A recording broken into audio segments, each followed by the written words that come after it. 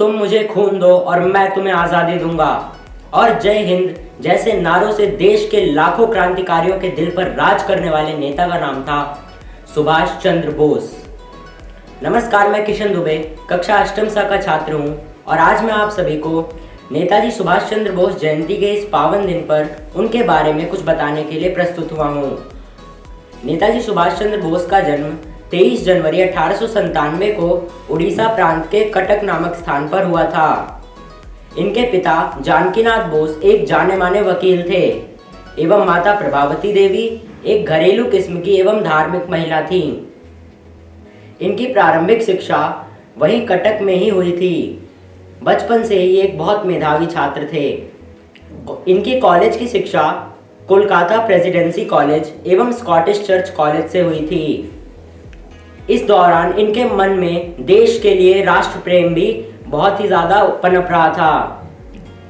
इसके बाद माता पिता ने इनको इंडियन सिविल सर्विसेज एग्ज़ाम की तैयारी के लिए लंदन भेज दिया, जहां इन्होंने कैम्ब्रिज विश्वविद्यालय में अध्ययनरत रहते हुए इंडियन सिविल सर्विसेज एग्ज़ाम की तैयारी की। सन 1920 में इन्होंने उस परीक्षा को पास कर लिया और चौथा स्थान प्राप्त किया। वहां पर एक बहुत ही ऊंचे पद पर आरूढ़ भी हो गए, पर जिसे भारत माँ की राष्ट्रभक्ति भा जाए उसे और कुछ कहाँ लुभा सकता था। फिर क्या था, इन्होंने अपने पद से इस्तीफा दे दिया और भारत लौट आए। यहाँ आने के बाद स्वतंत्रता आंदोलनों में सक्रिय रूप से भाग लिया। गांधी जी के असहयोग और सविनय अवज्ञा आंदोलनों में भी बहुत ही महत्वपूर्ण भूमिका निभाई।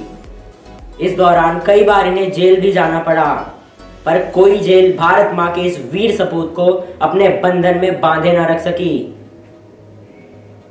देश की स्वतंत्रता में इतना महत्वपूर्ण योगदान देने के लिए हम सभी आज भी इनके कृतज्ञ हैं। 1 सितंबर 1942 को जापान में रहते हुए कुछ जापानी सैनिकों के साथ इन्होंने आज़ाद हिंद फौज का गठन किया। ये आज़ाद हिंद फौज को भारत लाना चाहते थे, जो कि रंगून से होते हुए भारत आ भी गई।